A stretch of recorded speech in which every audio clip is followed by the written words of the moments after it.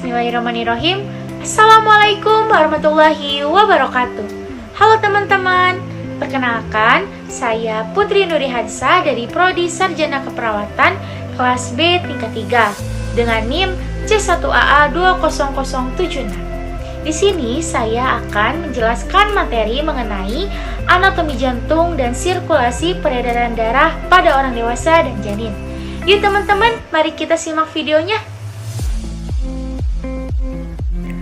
Hai teman-teman, di sini saya akan menjelaskan mengenai anatomi dan fisiologi jantung pada manusia. Sebelumnya, kalian sudah tahu belum apa yang dimaksud dengan jantung? Jantung adalah organ vital yang berfungsi sebagai pemompa darah untuk memenuhi kebutuhan oksigen dan nutrisi ke seluruh tubuh. Selanjutnya, di sini ada anatomi jantung. Anatomi jantung terdiri dari pulmonary trunk, katup pulmonalis, vena cava superior, arteri pulmonalis kanan, vena pulmonalis kanan, atrium kanan, katup tricuspidalis, ventricle kanan, vena cava interior, descending aorta.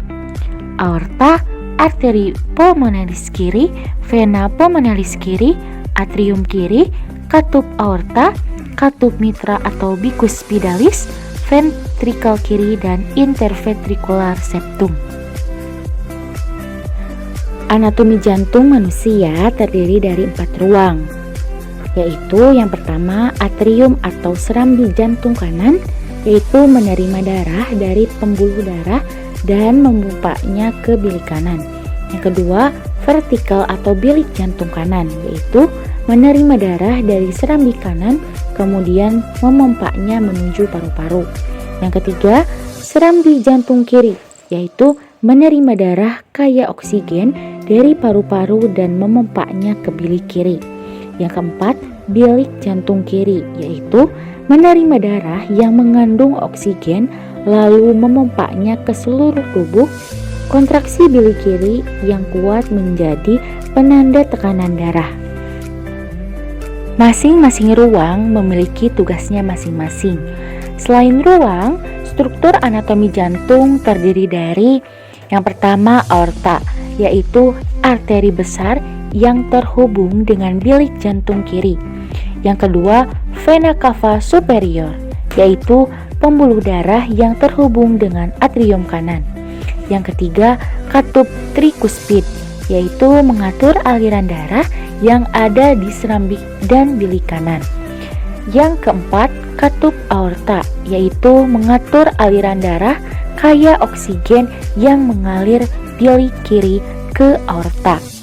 Yang kelima, katup mitral, yaitu menjaga agar aliran darah tidak mengalir dari vertikal kiri ke atrium kiri. Dan yang keenam yaitu katup pulmonal, yaitu mengatur aliran darah yang ada di serambi dan bilik kiri. Nah, selanjutnya ada fisiologi jantung. Jantung dapat dianggap sebagai dua bagian pompa yang terpisah terkait fungsinya sebagai pompa darah. Masing-masing terdiri dari satu atrium ventrikel kiri dan kanan, berdasarkan sirkulasi dari kedua bagian pompa jantung tersebut. Pompa kanan berfungsi untuk sirkulasi paru, sedangkan bagian pompa jantung yang kiri berperan dalam sirkulasi sistemik untuk seluruh tubuh. Kedua jenis sirkulasi yang dilakukan oleh jantung ini adalah suatu proses yang berkesinambungan dan berkaitan sangat erat untuk asupan oksigen manusia demi kelangsungan hidupnya. Ada 5 pembuluh darah mayor yang mengalirkan darah dari dan ke jantung. Vena cava inferior dan vena cava superior mengumpulkan darah dari sirkulasi vena atau disebut darah biru dan mengalirkan darah biru tersebut ke jantung sebelah kanan. Darah masuk ke atrium kanan dan melalui katup tricuspid menuju ventrikel kanan, kemudian ke paru-paru melalui katup pulmonal. Darah yang biru tersebut melepaskan karbon dioksida, mengalami oksigenisasi di paru-paru. Selanjutnya darah ini menjadi berwarna merah. Darah merah ini kemudian menuju atrium kiri melalui keempat vena pulmonalis. Dari atrium kiri, darah mengalir ke ventrikel kiri melalui katup mitral dan selanjutnya dipompakan ke aorta. Tekanan arteri yang dihasilkan dari kontraksi ventrikel kiri dinamakan tekanan darah sistolik. Setelah ventrikel kiri berkontraksi maksimal, ventrikel ini mulai mengalami relaksasi dan darah dari atrium kiri akan mengalir ke ventrikel ini. Tekanan dalam arteri akan segera turun saat ventrikel terisi darah. Tekanan ini selanjutnya dinamakan tekanan darah diastolik. Kedua atrium berkontraksi secara bersamaan. Begitu pula dengan kedua ventrikel. Selanjutnya ada sirkulasi darah. Sirkulasi darah fetal pada janin dan sirkulasi darah pada anak dan dewasa berbeda. Untuk memahami implikasi anestesi pada penyakit jantung, seorang ahli anestesi harus mengenal sirkulasi fetal dan sirkulasi dewasa. Perubahan sirkulasi terjadi sangat cepat pada saat kelahiran. Periode ini dinamakan periode transisi, di mana sirkulasi fetal akan berubah menjadi sirkulasi manusia normal atau dewasa. Sirkulasi darah janin dalam rahim tidak sama dengan sirkulasi darah pada bayi dan anak. Dalam rahim, paru-paru tidak berfungsi sebagai alat pernapasan. Pertukaran gas dilakukan oleh plasenta. Pembentukan pembuluh darah dan sel darah dimulai minggu ketiga dan bertujuan menyuplai embrio dengan oksigen dan nutrien dari ibu. Darah mengalir dari plasenta ke janin melalui vena umbilikalis yang terdapat dalam tali pusat. Jumlah darah yang mengalir melalui tali pusat sekitar 125 mili per kg per BB per menit atau sekitar 500 mili per menit. Melalui vena umbilikalis dan ductus venosus, darah mengalir ke dalam vena cava inferior bercampur darah yang kembali dari bagian bawah tubuh. Masuk atrium kanan di mana aliran darah dari vena cava inferior lewat melalui foramen ovale ke atrium kiri. Kemudian ke ventrikel kiri melalui arcus aorta. Darah dialirkan ke seluruh tubuh. 10 darah yang mengandung karbon dioksida dari tubuh bagian atas memasuki ventrikel kanan melalui vena cava superior. Kemudian melalui arteri pulmonalis besar meninggalkan ventrikel kanan menuju aorta melewati ductus arteriosus. Darah ini kembali ke plasenta melalui aorta. Arteri iliaca interna dan arteri umbilikalis untuk mengadakan pertukaran gas selanjutnya. Foramen ovale dan ductus arteriosus berfungsi sebagai saluran atau jalan pintas yang memungkinkan sebagian besar dari cardiac output yang sudah terkombinasi kembali ke plasenta tanpa melalui paru-paru. Bayi segera menghisap udara dan menangis kuat tepat setelah dilahirkan. Dengan demikian, paru-parunya akan berkembang. Tekanan dalam paru-paru mengecil dan seolah-olah darah terhisap ke dalam paru-paru atau tahanan vaskular paru 12 menurun dan aliran darah pulmonar meningkat. Ductus arteriosus menutup dan tidak berfungsi lagi. Demikian pula karena tekanan darah atrium sinistra meningkat, maka foramen ovale akan tertutup sehingga selanjutnya tidak berfungsi lagi. Tahanan vaskular sistemik juga meningkat akibat dipotong dan diikatkannya tali pusat. Arteri umbilikalis dan ductus venous akan mengalami obliterasi. Dengan demikian, setelah bayi lahir, maka kebutuhan oksigen dipenuhi oleh udara yang dihisap ke paru-paru dan kebutuhan nutrisi dipenuhi oleh makanan yang dicerna dengan sistem pencernaannya sendiri.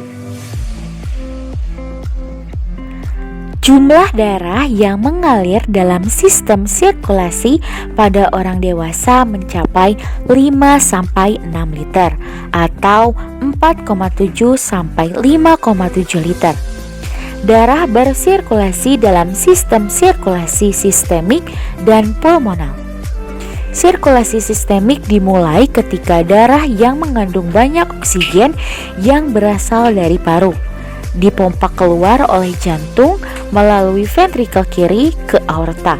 Selanjutnya ke seluruh tubuh melalui arteri-arteri hingga mencapai pembuluh darah yang diameternya paling kecil atau kapiler.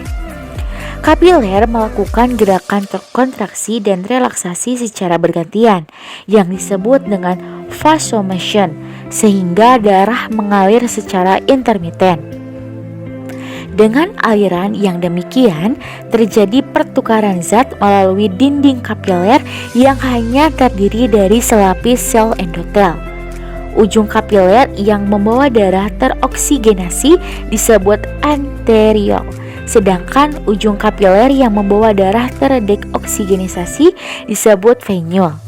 Terdapat hubungan antara arteriol dan venule capillary bed yang berbentuk seperti anyaman. Ada juga hubungan langsung dari arteriol ke venule melalui arteri sampai vena anastomosis atau IV anastomosis.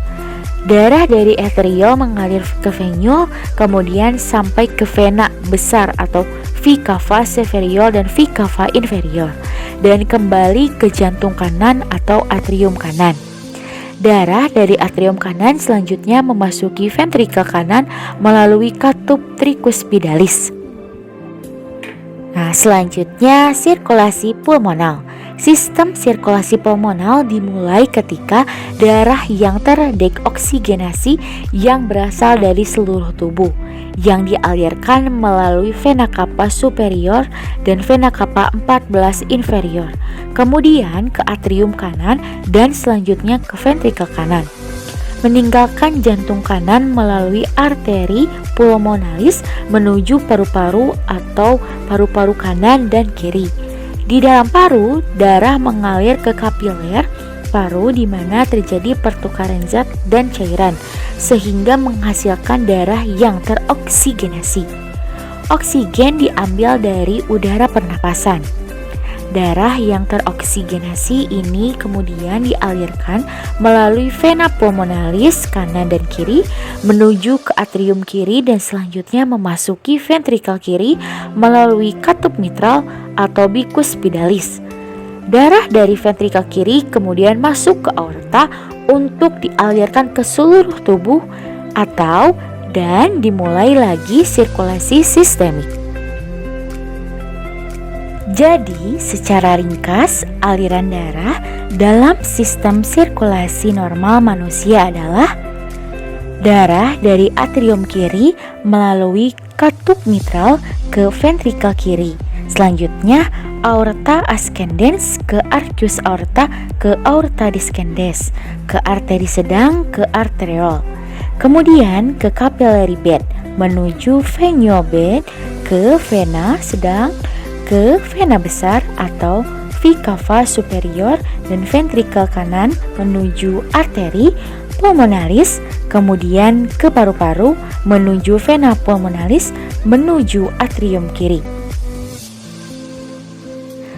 Hai teman-teman, tahu nggak sih bahwa sistem peredaran darah pada janin yang di dalam kandungan itu berbeda loh dengan sistem peredaran darah pada orang dewasa atau pada bayi ketika di luar kandungan. Kenapa bisa seperti itu ya? Yuk sama-sama kita simak penjelasan berikut ini. Seperti yang telah dijelaskan di awal bahwa sistem peredaran darah janin berbeda dengan sistem peredaran darah pada orang dewasa. Karena paru-paru janin belum berkembang sehingga oksigen diambil melalui plasenta. Lalu, bagaimana mekanisme sirkulasi darah janin? Darah dialirkan ke plasenta melalui arteri umbilikalis dan dimuat dengan bahan makanan yang berasal dari darah ibu.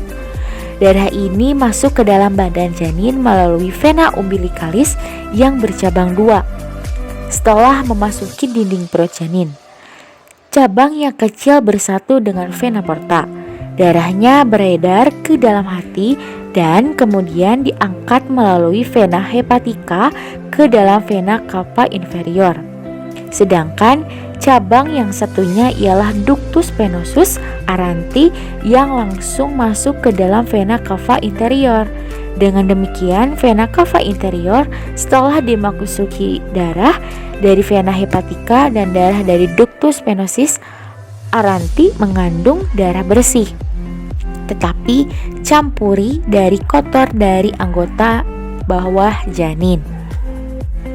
Darah dari vena cava interior setelah masuk ke dalam serambi kanan, sebagian masuk ke serambi kiri melalui foramen ovale, dan sebagian mengalir ke dalam bilik kanan bersama-sama dengan darah vena cava superior yang membawa darah dari kepala dan anggota atas. Nah, setelah itu darah dari bilik kanan masuk ke arteri pulmonalis, tapi sebelum sampai ke paru-paru, sebagian dialirkan ke aorta melalui ductus arteriosus botali. Sebagian kecil pergi ke paru-paru dan melalui vena pulmonalis masuk ke serambi kiri dan bersama dengan darah dari vena cava interior masuk ke dalam bilik kiri dan terus ke aorta. Darah ke paru-paru bukan untuk pertukaran gas, tetapi untuk memberi makanan ke paru-paru yang sedang tumbuh. Darah aorta disebarkan ke alat-alat badan, tetapi darah banyak menuju ke arteri hipogastrias, yakni cabang dari arteri iliaca communis, lalu ke arteri umbilikalis dan selanjutnya ke plasenta. Jadi, darah yang beredar dalam janin selalu bersifat darah campuran, dan isi vena cava interior lebih bersih dari aorta. Setelah anak lahir dan anak akan bernapas, maka di situ akan terjadi penurunan tekanan darah dalam arteri pulmonalis sehingga banyak darah mengalir ke paru-paru. Ductus arteriosus botali tertutup 1-2 menit bernapas. Dengan diguntingnya tali pusat, maka darah dalam vena cava inferior berkurang dan dengan demikian juga tekanan dalam serambi kanan berkurang. Sebaliknya, tekanan dalam serambi kiri bertambah karena darah yang datang dari paru-paru bertambah. Akibatnya ialah penutupan foramen ovale. Lalu, bagaimana perbedaan dengan sistem peredaran darah pada orang dewasa atau pada bayi yang berada di luar kandungan? Yuk, mari sama-sama kita simak penjelasan berikut ini. Yang pertama, sirkulasi sistemik. Sirkulasi sistemik adalah sistem peredaran darah manusia yang mencakup seluruh tubuh dan berlangsung saat darah bersih yang mengandung oksigen mengisi serambi kiri jantung. Darah bersih yang kaya akan oksigen ini mengalir menuju jantung setelah melepas karbon dioksida di paru-paru. Setelah berada di serambi kiri, darah akan diteruskan ke bilik kiri jantung untuk ke seluruh tubuh melalui aorta. Dan darah yang mengalir melalui aorta akan terus mengalir hingga bagian-bagian ujung di seluruh tubuh.